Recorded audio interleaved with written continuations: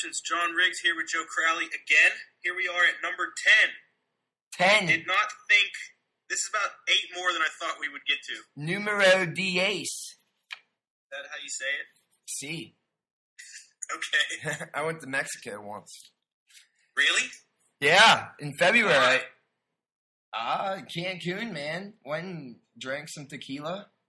It was good. It was cut people's heads off down there. Not in Cancun, at the paid resort. Not the all-inclusive resort. It was basically a small American city. Everyone spoke English. They had, like, the Gap. It was very, as if I want it to be, obviously. I don't want to go in the heart of Mexico and get in trouble with the drug cartels or something. No, stay away from them.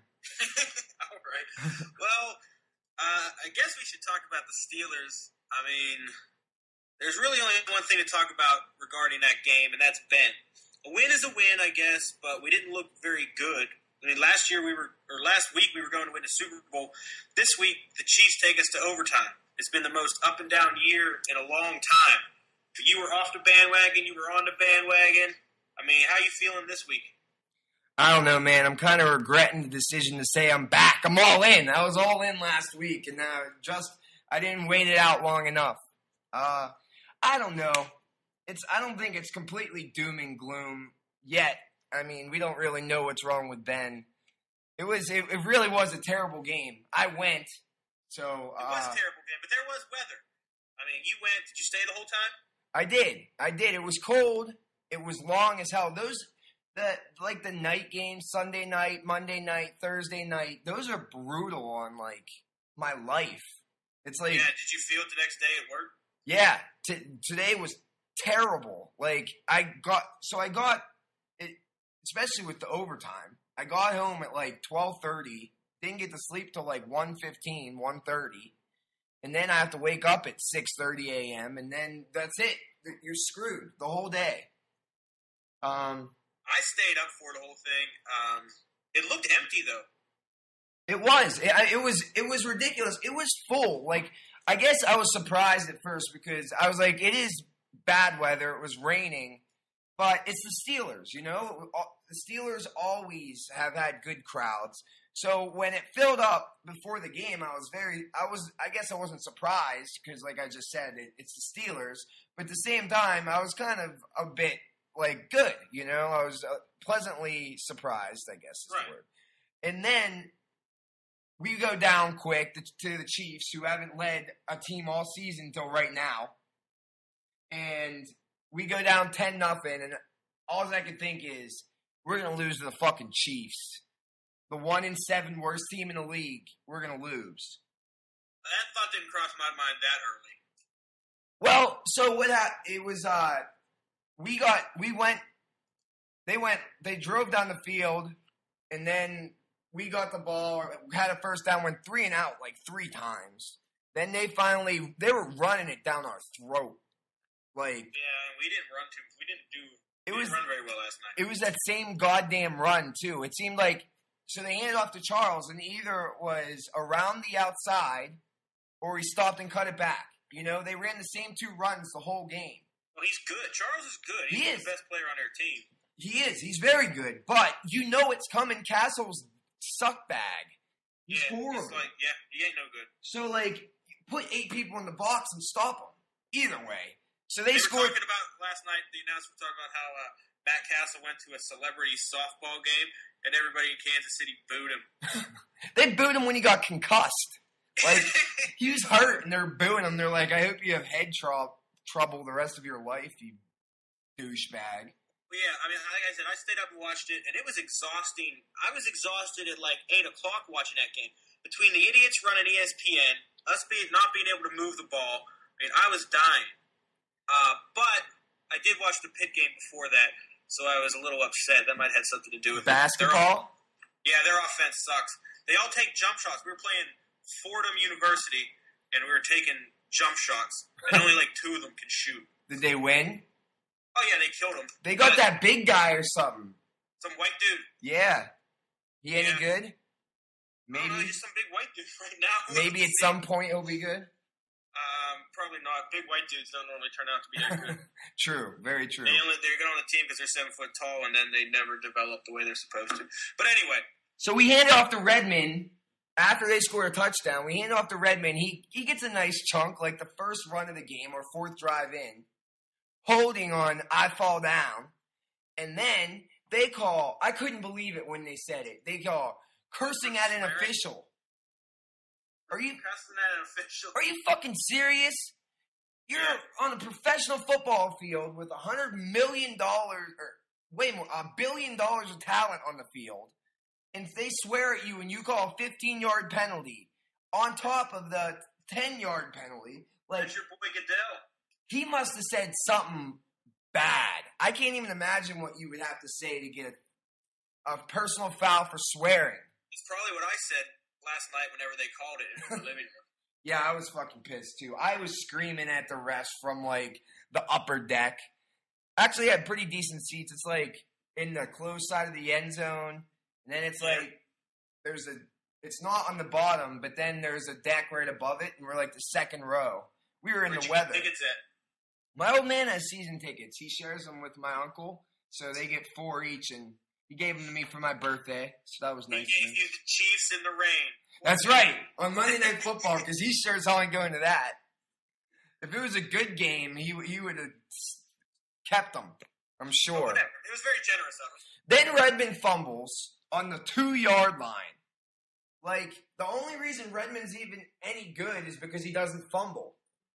So, our running game was terrible the whole night. Everything was terrible. Yes, and they started running it. I mean, they did quarter by quarter with the running backs. So they did Redmond, Dwyer. They were all terrible. I mean, you're right. There was nothing to really talk about it. The Wallace catch.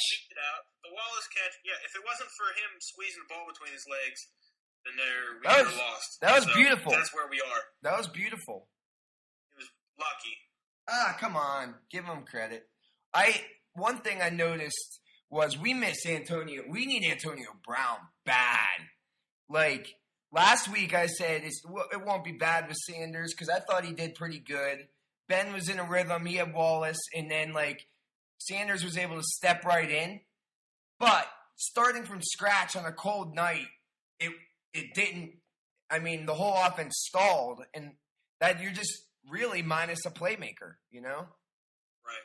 Well, let's talk about the big story. That's Roethlisberger with the Ravens coming in next week. This is why this schedule fucking sucks the big balls. Like, I think it's weird. Why do you think they did it this way? I don't know, but it's totally fucking us because I'd like to see how many teams only have one division game after week 10. That's ridiculous. Right. I mean, we have 2 more out of division games, but I mean, that's terrible. It's a short season, but try to spread it around. I mean, now if Ben's out for an extended period of time, then he's going to be out for all the important games. Yeah, because it's terrible. It's a horrible. I mean, terrible, horrible, no good, very bad. I can't even put into words how bad this could be. I mean, if he's out for more than 5 games, and 5 games is pushing it, we are in a whole lot of trouble. Well, there's been conflicting reports. Ben's going to be in, Ben's going to be out. If he doesn't play, do we have a chance against Baltimore at home? Yeah. I think it's a little bit blown out. I mean, Ben is great. We both suck his dick all the time. We're happy he's our quarterback. I'd almost take him over anybody. Certainly. I would. Right. Unless they were going to trade me like Andrew Luck for Roethlisberger, I might do it. But anything else, he's good. So we have a decent team. Right. And Baltimore has been pretty bad on the road. Right. And Baltimore, what was it? The Kansas City-Baltimore game was 9-6. Right. So it's basically the same thing. Right. Kansas City is a lot better than they really get credit for, to tell you the truth. They have good skill players. They have a lot of early first-round draft picks on the front of their D-line. Flowers is good. Barry's really good. So yeah, he was all over the place last night. I remember him from Tennessee, and like did they draft him? Do you know? Or Barry? Did they get him? Yeah. Yeah, he was like 5 overall. I think he was from LSU. Where? LSU. I thought it was Tennessee. I might be wrong. Oh, he might have been. I don't know. We'll have to look Whatever. it up. It doesn't matter. They're done. But yeah, let's talk about Baltimore. So yeah, they struggled against Kansas City. They struggled against Cleveland. Well, we know that the Steelers play down the competition. I feel like the Ravens kind of do that a little bit, but they did. They blew Oakland out of the water. They were lucky enough to Oakland come to them. Yeah, which they helps. got them at home. We had to fly out there. The thing is, it doesn't matter because we lost to Oakland. We get San Diego here. Yeah, and they suck. And they have to go to San Diego. So that's a little bit Hopefully that works out. So we go into this next game without Antonio Brown. Maybe. Without Ben. Ben ain't going to play. Probably. So what do they call it? The SC ligament? I guess so. So it's a shoulder problem. It's what connects your shoulder to your chest. So it's basically what keeps your arm on your fucking body. Yes, and he's a fucking quarterback. Is it a muscle or what is it? It's a ligament. Is it big though? Yes, it's a very, when they first came out, they said it was an unusual thing. It's because it never happens. I guess it depends on the severity of it, and I think that's what we're still waiting for. You would think it would have come out by now, but I haven't heard anything. It's the severity. Amendola this year had it. His was fractured. It's like he fractured it. I don't even know what that means. Yeah, how can you fracture a ligament? Basically, it's when the ligament goes either before or in front of or behind the collarbone, and it's jammed up. Oh, okay. That sounds gruesome. Yeah, it's supposed to be very, very painful. That was the injury that's kept Favre from playing in his consecutive game streak. He played every game since 1991, and he had to sit out in 2010, and it pretty much ended his career. Well, so that's a horrible, horrible story. Amendola was out for five weeks. So if it's something like that, well, it is Ben. The good thing is, though, that we got Baltimore at home. So we can get through this week. Yeah, but the problem is we play him again in 2 weeks, and he ain't going to be back. You don't know that yet. No, I don't. But it's okay. So Leftwich, we haven't seen Leftwich play in forever. We almost beat Baltimore in Baltimore with Dennis Dixon 2 years ago. Right. It's not the Browns almost beat them, and we're better than the Browns, even with Leftwich. Yeah, I think that it's going to be tough, but it's not going to be impossible. Everybody needs to step it up. If Ben doesn't play, who's the one guy you say has to step up? I know you say everybody. The running back. Yeah, the running backs, right. They have to take the pressure off them. The defense looked good last night. It was a terrible, terrible, disgustingly bad drive at the end there. I couldn't believe it. I almost shit my pants when they drove it down the field like that. They had no timeouts with 2 minutes left, and they got in the 4th and 15. And right, then we go into that prevent. And they threw a 30-yard. And they just pick us apart. They've been doing that for years, though. It's terrible. So, Timmons came through in overtime. Timmons is having a hell of a year. Yeah, Timmons is good. Every game, I see him do 2 or 3 crazy things. Woodley had a pretty good game. Ziggy Hood sucks the dick. He did all right. Kiesel had a hell of a game. So, the defense stepped up. I think something lost in the Roethlisberger injury is the Clark injury, too. I mean, he had another concussion. Yeah, he's been the MVP of the defense because he's running the show out there without Polamalu. Is Polamalu ever going to play again, or what's the deal with him? Not anytime soon. I thought he was supposed to be back last week. He was. That's what they said, and they rolled him out for this week, too. I heard Tomlin. I'm not even counting on him then. No. I mean, so this is 2 concussions in the last 3 weeks, or 2 weeks, basically, because it was Sunday to Monday for Clark, which is kind of – he'll play. But it's dangerous, though. Are they allowed to play? If he passes the test, he's allowed to play. So that's what they say. So I think he will play. I'm sure he'll play. The defense needs to step it up. I mean, Flacco is not unbeatable, you know? Certainly, he's very beatable. It's not like he's Tom Brady or anything.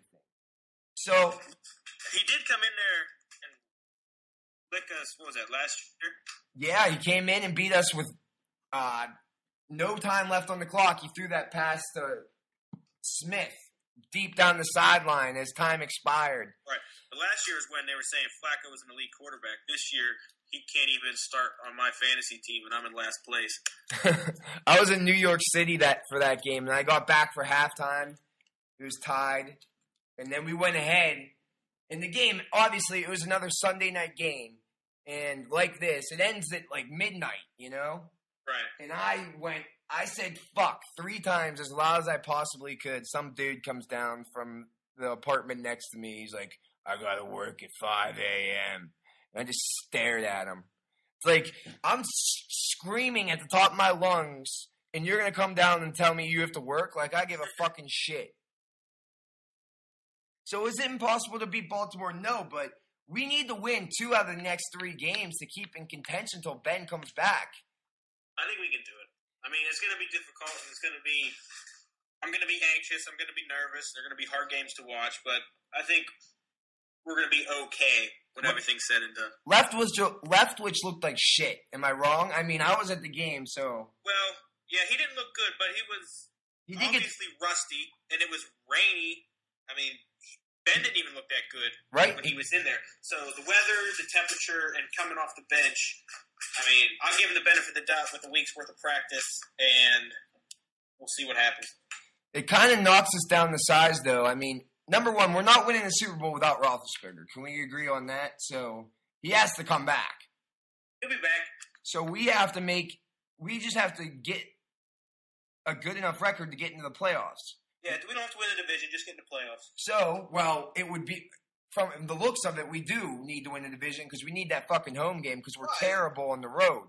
But anything can happen. Right. All we gotta do is just win. So, really, the AFC is terrible this year, which is good for us. The bad thing for us is our tiebreakers are not good. We're 3-3 in the conference, which is not good at all. But like you said, we don't have any division games. Most of our games are... Right. So we have to win them all.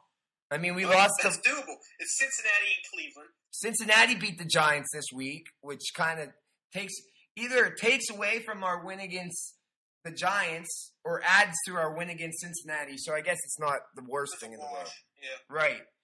We have to win both games against Cincinnati. We have to win both games against Cleveland, and we have to split the Ravens. So that's basically what we have to do every year, though, to win this division. So, True. But we just don't have Roethlisberger right now. Yeah, that's the only problem. I don't know. When Ben can come back, he will come back. He's a big dude. He rarely misses that much time. And I have faith in him to come back. Hopefully it's not like come back like last year when he had that sprained ankle, you know? Right. And he was half of who he was. Right. One more question before we move on. Okay. Do you think it's better to play Leftwich or Batch? Do you think it's a legitimate question or no? No. That's what the Steelers seem to think it looks like as well, you know? They're not. I say Leftwich all the way. Batch can only throw about 8 yards downfield. And that would go horribly in Haley's offense, right? Well. That's the thing. I mean. That is what it is. But like you've been saying, we always have that threat. Yeah, but Leftwich, he takes longer to throw the ball than Tebow. Like, I was watching him play, and he, like, winds up like he's a pitcher before he could fire it. No doubt. Like, he overthrew Wallace. Yeah, that's impressive. And Wallace, I think, was like, that's the first time someone overthrew me by that much in a while. Like, I think, and that's what people I've heard is that he has a better arm than Ben. Like, he could throw, he's a stronger arm. Right. But, so, I mean, he is what he is. They're going to live and die with Leftwich. Well, if we lose this game, next week, if we lose this game, I think they'll reconsider it. I think that they might reconsider it if we lose against Baltimore, but hopefully we don't. It's a big game, biggest game of the year. Timmons might have saved our season. You know, we lose to the Chiefs, we're in a lot worse shape than we are now. Yeah, but it's not even worth talking about. On. Upward and onward. Upward and onward. All right, so moving on. We were going to talk movies this week. We were going to do Skyfall and Lincoln, but there was a problem with Lincoln. What happened? I'm an idiot. I looked at the release date, and it said the 9th, which was this past Friday. So I was like, great, it'll work out perfect, because that's when Bond came out as well. And apparently it was limited release on the 9th, and then... it's limited release. Pittsburgh didn't get the limited release. Yeah, I'm glad they moved back here. It's like Frozen 1994 here. Well, now wait a minute. Is that Pittsburgh's fault or is that the movie industry's fault? I don't think there's any reason for limited releases for a major film like that in 2012. I mean, I probably could have stole it off the internet, you know? Just send it in a zip file and let's get that thing on the screen. Right. It's pretty ridiculous. Oh well, it is what it is. I'm an idiot. I didn't look into it enough, so that was the problem. All right, well, we'll do it next week. Right, yeah. I still want to see it. I think it's going to be a great movie. But Bond, we both went to see Bond. Yeah, let's get into Skyfall. Skyfall, a very sleek, ominous title. And it sort of had a surprising origin, for me anyway, in the movie. What did you think it was going to be? I don't know. It sounded like... I thought it was going to be like a mission name. Yeah, that's what I thought, like Thunderball, Skyfall. I mean... Right. That's a good time to stop and talk about spoilers. We're going to tread lightly here and stay away from spoilers as much as we can. But if something slips, which is a very real possibility, we'll be sure to warn you. I'm going to fuck it up. I guarantee it. I always ruin shit. I remember when Sopranos was on, it was right after the last season had ended, or a year after, and it just came on Netflix, and this dude I worked with was watching the final season, and we were at lunch, and he was like, oh, this season's so good, I'm blah, blah, blah, blah, blah, and I was like, has Chris died yet? And he was like, dude, you're such a dick. Like, I completely ruined the whole movie Christopher was, after Tony, Christopher is the second main character in the whole show. Oh, he dies. Yeah, he dies either next week or the week after, so whatever. All right, well, let's talk about our overall impressions with Skyfall. I gotta say, for myself, I was reading the reviews and all the critics, everybody's saying that it's the best Bond ever. And personally, I don't really understand that. I think it was a good movie, but I guess it really just depends on how you judge Bond movies. Did you like it? I liked it. I mean, I don't know. Let me preface this whole thing with, I've seen the Bond movies of my lifetime, and I know I'm probably missing out on some of the older ones, the Moore movies, and then the Connery movies, which are widely known as the best, the Sean Connery movies. GoldenEye, great video game. Right. That was my first exposure to Bond, too. My dad took me to see it. And right. I was felt real awkward when he was banging chicks in the sauna. Yeah. Well, so that being said, I liked Casino Royale better, personally. Okay. But I did like this one more than any other one, you know. I mean, I thought Casino Royale was head and shoulders above any other one I had ever seen.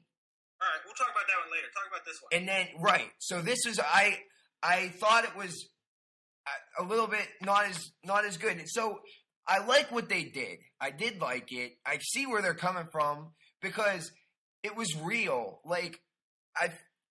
Batman, okay? They make that movie real. It could actually happen, you know? Yeah. And it felt like there was so much more to the character than the womanizer guy, you know? The guy that had all the latest gadgets and was a womanizer, and that was it. I felt like they really let Craig act. Okay.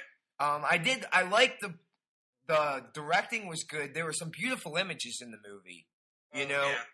And as a fan of the series, I mean, I've seen them all. I appreciated all the nods and the little jokes, but I felt like there were too many nods and too many jokes. I mean, I know like what they're going for. The end. It's the end of that arch that started with Casino Royale.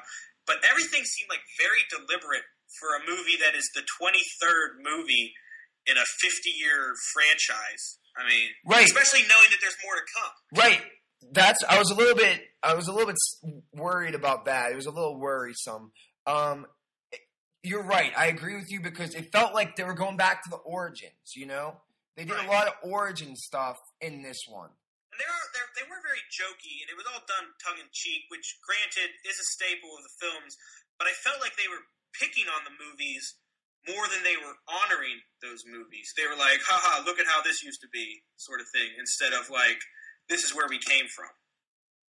Yeah, I mean... Did you get that feeling? I don't think that I noticed it like you did, you know. I know that, like, Q and M and Moneypenny and stuff are from other older movies, but like I said, I haven't seen them, so I guess maybe I didn't get half of those jokes. Like, I got they didn't have much new... In the old ones, they had all those gadgets, you know?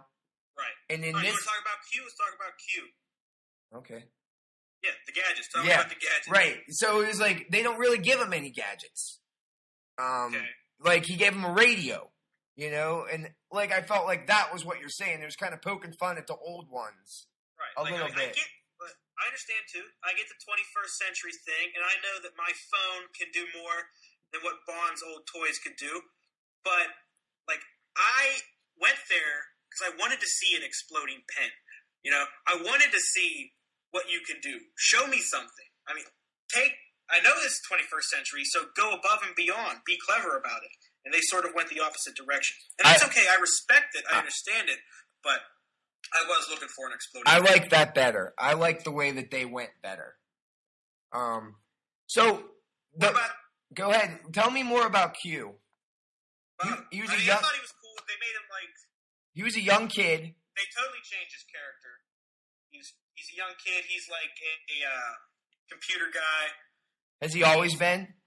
Well, he was always in charge. He gave him like the gadgets. He was like more of a tinkerer before. He was like this old guy who would tinker with stuff. And he sort of just showed Bond what all his things could do. He's like, here's your new watch. This watch has a laser in it. Here's your new car. If you hit this switch, it's an ejector seat. Right. Here's where the oil comes out. We got machine guns. We got your license plate changes. And James just like, all right, yeah, okay. And then he eventually uses it. Yeah, sometime in the head. But well, they did one of those things. I thought it was good. I'm not saying it wasn't good. The one thing about Q was the one way that they did it, and I did want to address this, that kind of baffles me a bit, is the way that Bond was depicted in this movie. He was depicted like he was a wily old veteran, you know? Right. Like, it was a little bit like, obviously, that there's like this big chase sequence at the beginning, you know? And something happens where he falls off the grid. And, like, then he ends up coming back, obviously. But it was like time had passed him by. Like, it was sort of like the overarching theme, I guess we can talk about this here, was that Bond's way of doing things isn't the way the world is anymore. And the argument was that they're needed now more than ever. So they were sort of, I guess they had to break him down so that he could come back. But I feel this goes back to the thing I said before, that I know that it's like there's this 3-movie arc where he's established, we see where he's troubled, and now he comes back, and now here we are to get going again. And that's sort of, it's really different, because before it was just like, this movie is a standalone movie. Right. This one is a standalone movie. And these ones all sort of came together to tell one big story. And I feel like that's how cinema's going in the general direction these days. Like, I feel that all movies are like that now. And I think it really worked this time. In the past, I feel like they had Bond, he'd get captured or something, you know, and that's where he was caught. But this time it was very, like, in his head that he was caught. And I think it worked. But what makes me nervous a little bit now is now that he's been depicted that way, you know, it always seems like the difference between James Bond was always a step ahead of everybody. He was always like, you know, he was better trained. He was smarter. He was a better shot. He was always a little bit better than the villain, you know? And you're thinking that's not going to be able to do that anymore? Well, I obviously I think that they're going to find out a way, but it was like they made it so he was like the underdog, which is good. Well, I think, not to talk about the ending too much yet, but I think that they acknowledged what was in the past. They are telling us that this little thing they're doing here, this 3-film thing, that this story's done, and we're moving on, and we're going back to where we were from. If you look and think about the way it ended and who the people are left. Yeah, does that make sense? Yeah. Yes. I think it was so, what do you think of Daniel Craig? What I think of Daniel Craig? I think that he is great. I dig him for the most part. I dig how he came out of his shell in this movie, and he was not really just the blunt instrument that he was in Casino Royale, and he was a little closer to the Bond that we're more familiar with, but he still had that edge. And that's why I'm really excited going forward, is because I want to see how he can blend the two more, how he can sort of, instead of it was like, oh, Craig is so great because it's this all-new thing, I want to see him put like his little stamp on the old. I want him to create totally new, mixing the old and the new. Does that make sense? Yeah, and I think they did that well. The thing I think that Craig did in this movie, more than any other one that I've ever seen, was made him actually seem human. You made him. The best way to make any character human is to give them flaws. And everyone can relate to having flaws, you know? And they've been giving him flaws the whole time, and now they finally put him up against it in this one. But one thing that I didn't like in this one regarding the character, I didn't like how he was like you keep talking about these flaws he had and how he had a rough time, but they also sort of talk how he was like a superhero. The part where they're like, you came back because we know you needed you. Like, I didn't like that. I mean, he's supposed to be 007, and if 007 dies, 008 replaces him, like how M treats things at the beginning. Yes, yeah, but I felt like, so the plot was that they steal this hard drive with a list on it, and it was like they needed them right now, and he was the only one that could do it at that exact time. It was like, because it was time sensitive, I felt that that's why they did it like that. But I just didn't like that line, how it sort of made him like a superhero. You know? I see that's where how I felt. I think he did. He portrayed him. I mean, he showed vulnerability, but he stuck to the mold, but was able to reach out enough and add enough to it. I think I'm saying the same thing you said. But it's like I am very excited to see where he goes with it. I mean, I think that the acting all around was a lot better than ones I've seen in the past. Mainly because I think they made it more of a drama. And obviously it's an action movie, but they changed it from exploding pens in these crazy action sequences to something like legitimate. Okay. And you enjoyed that? I did. I thought that. I really liked it. While we're talking about acting, let's talk about the villain. Did you like the villain? Yeah, what is his name? Javier Bardem? Yeah. He did a good job. I kind of wished he was in it a little more. Overall, I was real meh on the villain. I wasn't scared. I mean, and I've read stuff on the internet where like, this is the best Bond villain ever. I don't know where these people are coming from. Like, I wasn't very scared of him. Like we said, it was a very personal Bond film. There was more character driven, but there wasn't even anything really at stake here. Nothing huge at stake. Like, the world wasn't at stake. The world wasn't held hostage. There was no nuclear war coming. The economy wasn't on the verge of collapse. Yeah, I also would I would question the so they took the hard drive, and it was kind of like a cyber terrorism kind of thing, you know? And it was like, it's kind of weird because they kind of like let it go at like halfway through it and made it like turned it into like this revenge thing. Like a revenge chase. Right. And so while there were some terroristic acts, he didn't really instill any terror in me. And it might have been because they built him up the part where they're like, what do you know about fear? Not like this, like that part. Like, he didn't live up to that. I don't think so. What do you think? Yeah, I mean, I liked what he did. I wasn't scared of him either. The one hole that I saw was that he was basically Bond before Bond was Bond, right?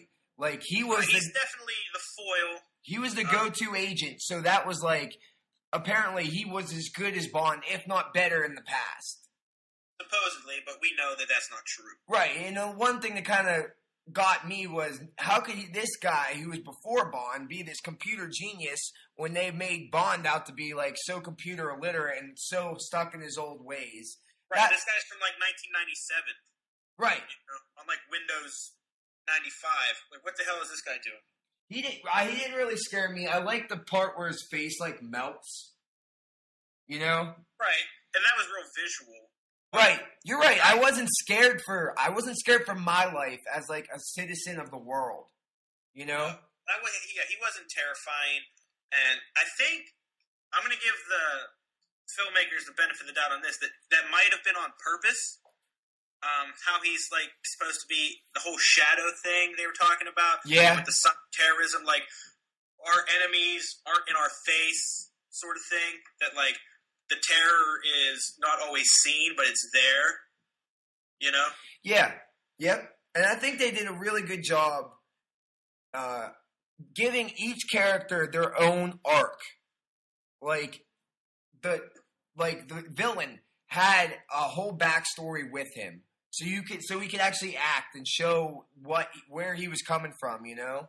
He had a reason, he had a stake in it, he wasn't just a Spectre agent. Right, and I feel like sometimes Bond kind of gets away from that and just goes with the Flash, which is fine. But I did like that kind of direction where he had his own arc. Ralph, did you buy into the whole bisexual thing? Sure. I don't know. Yeah, that was weird. I guess I didn't really think about it. Do you think it was real, or do you think they were just like playing it? Like, you know what I mean? I kind of thought it was a joke. Just because of the girl, you know, that. Yeah, I thought it was just thrown in there so we know for sure that he is Bond's foil. Like, Bond is the womanizer, and this guy is like feeling up on him. Like, okay, we get it. This is the opposite of Bond. Yep.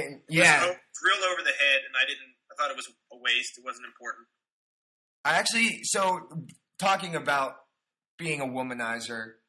What do you think about the way their take on Bond Girl this time? Well, when we were prepping this, you mentioned that there was no Bond Girl, and that's worth mentioning, but I sort of disagree. M was the Bond Girl.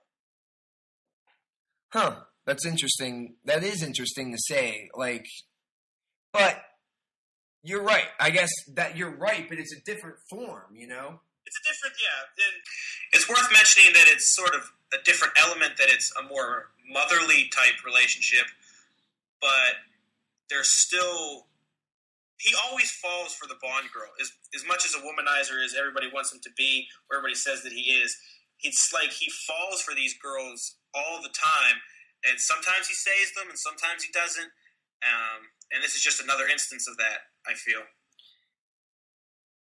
It's an interesting thought. I didn't think of it that way. My original thought was that the womanizer part of him and like the scene that they throw in like that was almost the weakest part of the whole movie. Just the way that they tried to force a couple things in just to make sure that you knew it was Bond, that I don't think that they necessarily needed. That girl, right? But that was the part. Well, in most of the Bond movies, there's like two chicks.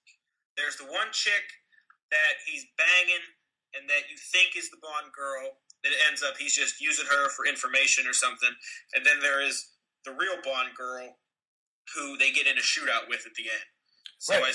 And it was sort true. of felt like, and it was true to what it always is. But I don't know. I guess now thinking about it, I mean, M is M. I think that they finally gave Judi Dench something to do. You know, yeah, they finally used her. She's a great actress, and I think she did a good job. I think she did a great job in this movie.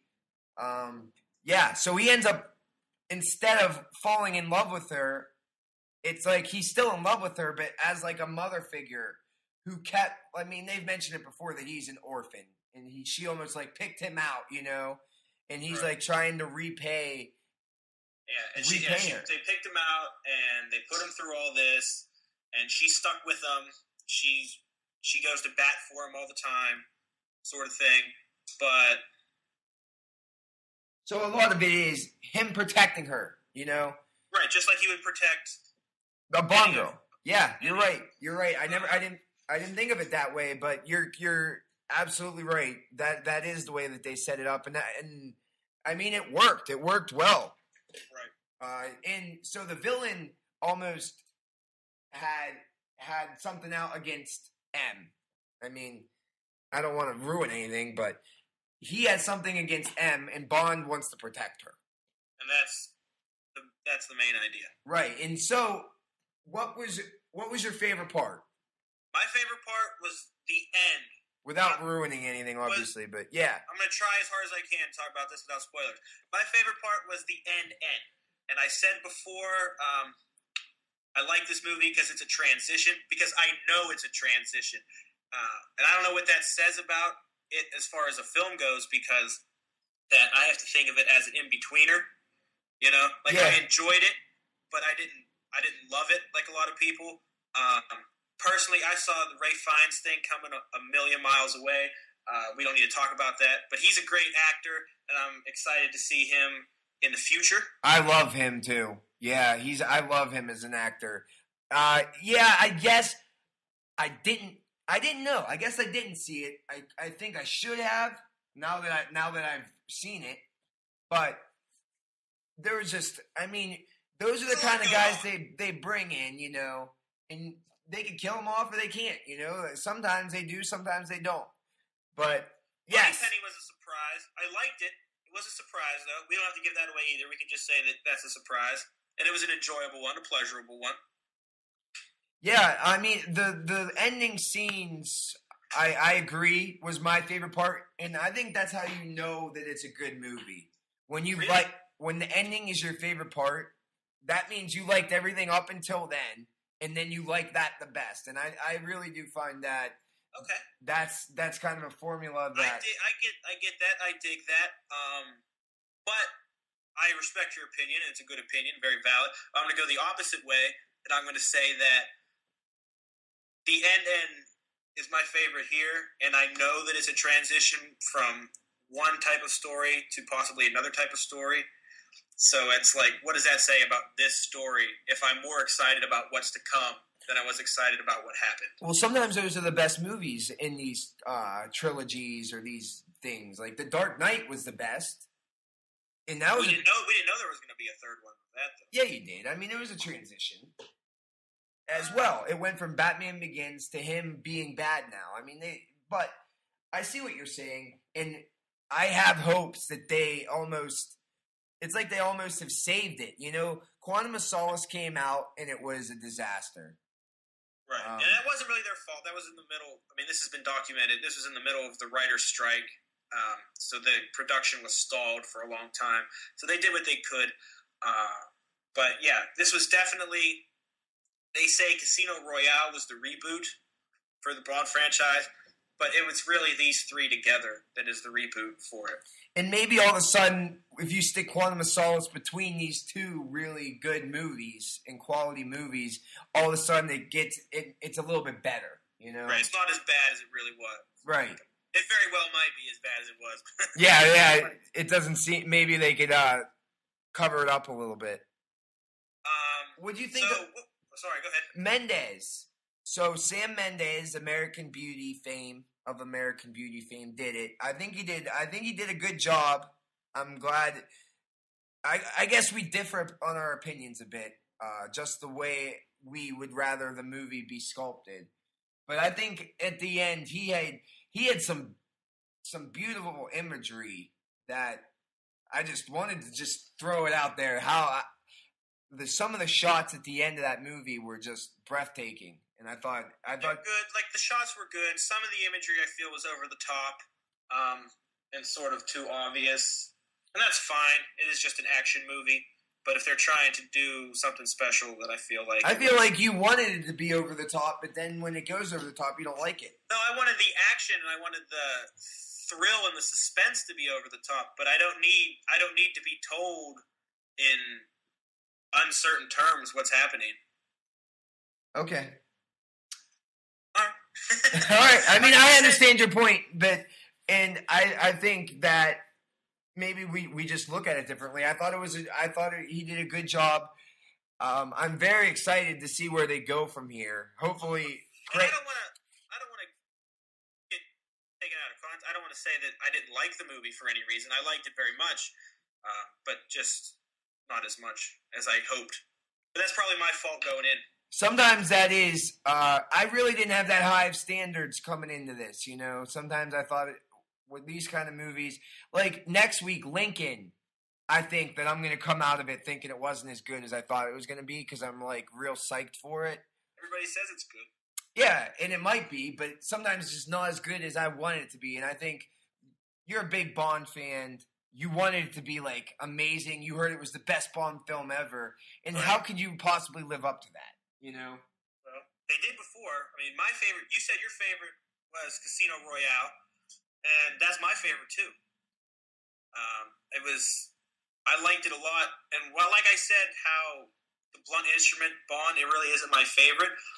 But knowing what I know now, that Casino Royale is definitely the best one, I feel like, because he was really put through the ringer, Yeah. Like, he fights the low-level guys. He fights the henchmen. His girl gives him a hard time. Yep. He fights an African warlord. Then he gets poisoned and his heart stops. And then he keeps literally coming back to the table. Then he gets tortured after he wrecks his car. And then the movie doesn't even end. It just segues into the next one with, like, the girl dying and disappearing. So, like, how awesome is that? It was. That's my favorite. That's one of those movies that comes on USA, and I watch it every time. I think the one thing about this one that I have a slight complaint about was it was never, like, in one setting. It felt like it was just moving along.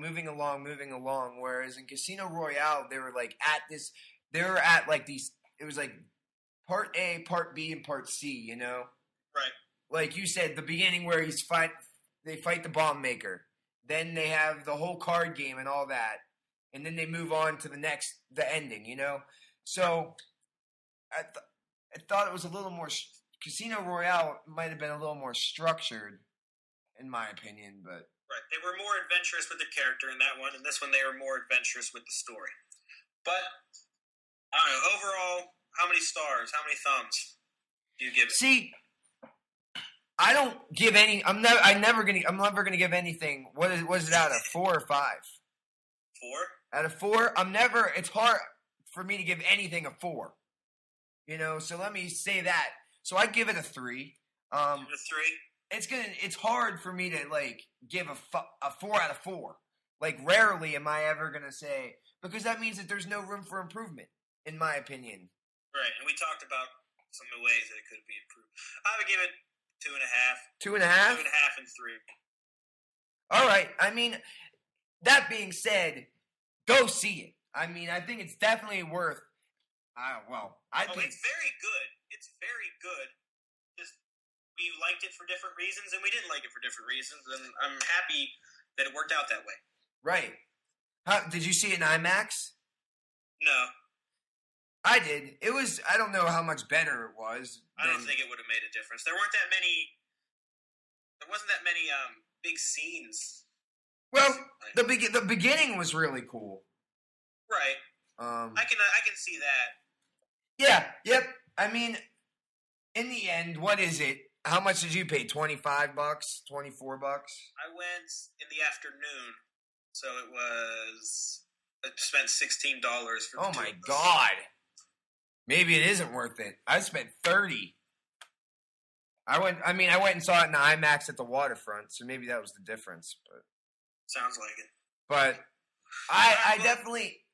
Even 3 out of 4, I think it's definitely worth seeing in the movie theater. Like, it's worth seeing if you want to see it. If you were thinking that you wanted to see it, then it's definitely worth seeing. It's definitely going to be something that you're interested in and something that you will enjoy. If you're not a Bond guy, then whatever. You're not a Bond guy. Well, I'm not really a Bond guy. That's what I'm saying. I think that the movie stands on its own. It's a better. Okay. I think it's a good movie, like separate from Bond. It's just a good movie. Yeah. That's kind of what I like. You like it, that's why I don't. Right, exactly. All right. Next week, what do we got going on next week? It's going to be Thanksgiving. Right. That's fun. Yep, love Thanksgiving. Eat me some fucking turkey. Hopefully we're going to do Lincoln. Lincoln? I will see it. Yes. And then hopefully we have some good news with the Steelers. Yeah, let's wish Ben a speedy recovery because we're going to need that son of a bitch to get back. All right. With that, we're going to be getting out of here. Have a good one.